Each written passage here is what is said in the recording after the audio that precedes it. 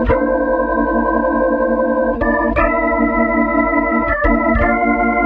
we're going to add background images to our site. And if we look at our present site, I mean, it's okay, fine. We got what's going on here, but we have all this white background, and what if we wanted to put an image in the background? So an image shows up all the way around. Well, that's where background images come in. Background images aren't they're easy to put in, but you have to understand how backgrounds work and how to get them in. So here we go.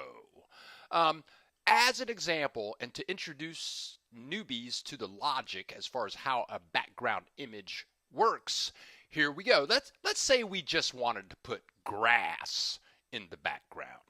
Well, here's a picture of grass, great, and I'm going to bring Photoshop down a little bit so you can see the width and height. This thing is 4,000 pixels wide, and it's like 2,000 pixels tall, and the present file size is 27 meg.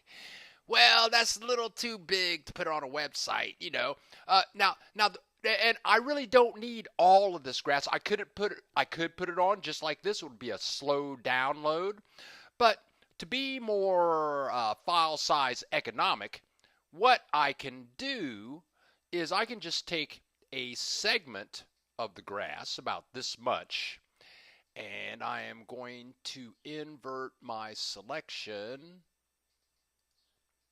and I'm thinking, nope, don't want to do that again. And this is where the Photoshop classes that we have for members really helps out, so you can see why I'm doing what I'm doing. So if I delete all of this, all I really need for the website is this one little square right here. And if I just use this one little square, then I can replicate it all the way throughout the website. Because what happens is, in the land of HTML, which is truly what we're dealing with, the web page takes this one little square and it just duplicates it like this throughout the web page again and again and again and again and again and again. Okay, so you can take this one little square, make it about 25K or maybe 10K instead of 27 meg, which is going to take like 10 seconds to download, and it just replicates all throughout the page. I mean, if you have like a 20-foot tall page, it takes that 25K file and just replicate.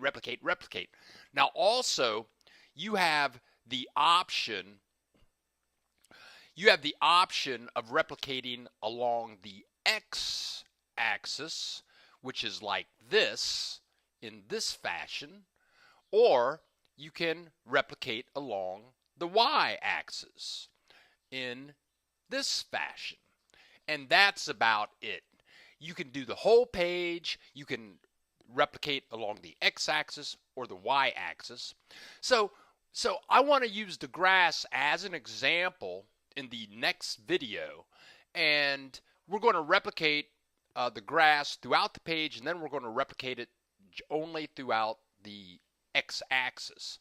Now, when we get to the x-axis, the image that I really want to use is this image right here. But I don't want the whole thing. All I want is the boat, and I want the boat to show up in the upper left-hand corner of the page.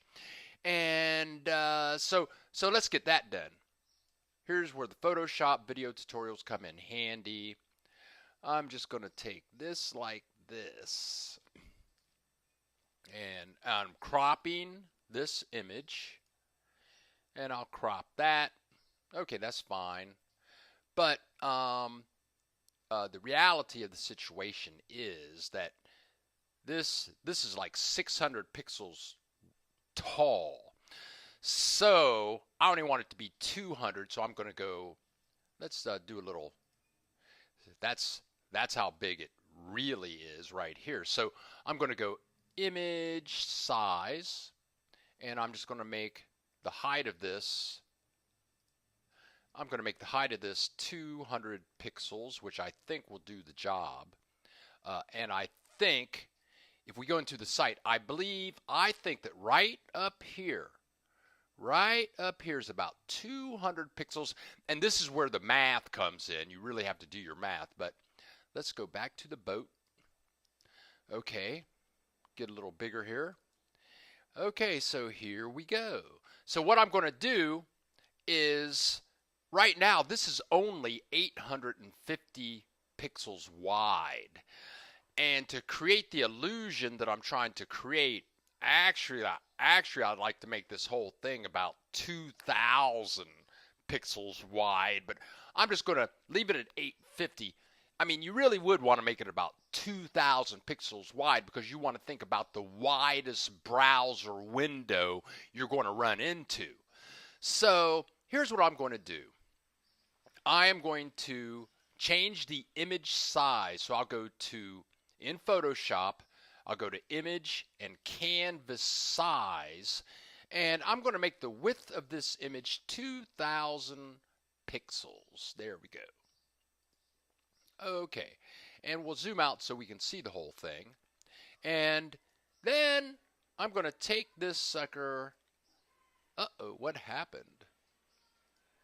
Then I'm going to take this sucker and drag it over here.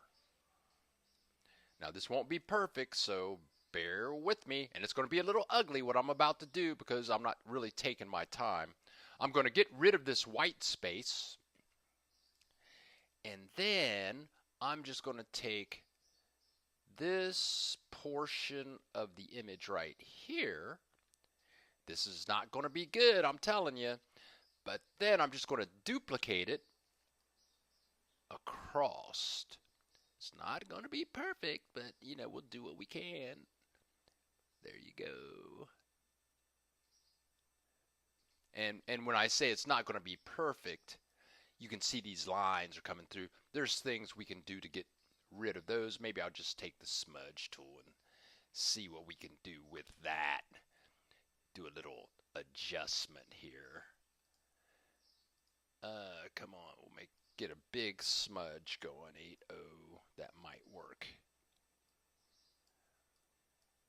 Is that going to work? No, it might work a little bit. Whatever, you know, anything just to make the person that's looking at the page think it's a cloudy day. Whatever. Photoshop. Okay, there you go. Oh, does it look cloudy yet? Oh, here we go. Photoshop skills. Okay, so, you know, if I had more time, you know, which I do, but there you go. Let's not get too carried away. Okay, so I've got this image here, and I'm going to go File, Save As. And I'm going to say this is boat. I'm going to call it boat 2,000 pixels. There you go. Okay, and then I'm going to go File, Save for Web, and there's our image right across there. It's 2,000 pixels wide. I'm going to save it as a JPEG. This JPEG is only 26K, and when I put it into the code in the next episode, I will only replicate it across the x-axis, and I will repeat it one time, and then it will just show up as the header. Now, let's save this. Now I'm going to make a new file, File New, and I'm going to make this. I'm just going to make this image like 800 pixels wide, and I'm going to make the height 200 pixels. This video is a bit long, and what I'm going to do is I'm going to put some text in here, and I'm going to call the text Animal World. Oh, why is he doing this? Well, you'll see in a second. Okay, now, what do we have here? We've got a background color here. Let's get rid of this, and let's just trash the background layer. So we have a transparent background, and I'm going to put a drop shadow under my text like that. And then I'm going to move my text over here. And now, so what's going to happen is in the web page, my boat will show up here way over on the right hand side, and the background will go all the way across, and the text is actually going to be the header logo. So my logo is going to float over the background. The logo is going to float over the background, and that's how it works. That's the beauty of background images. So I go in here, I take Animal World, and I'll go File, Save for Web.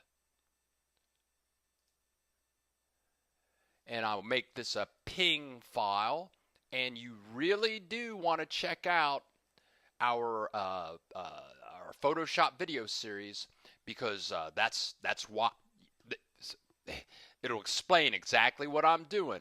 This is a ping file. It has a transparent background. I click Save. It's only 21K.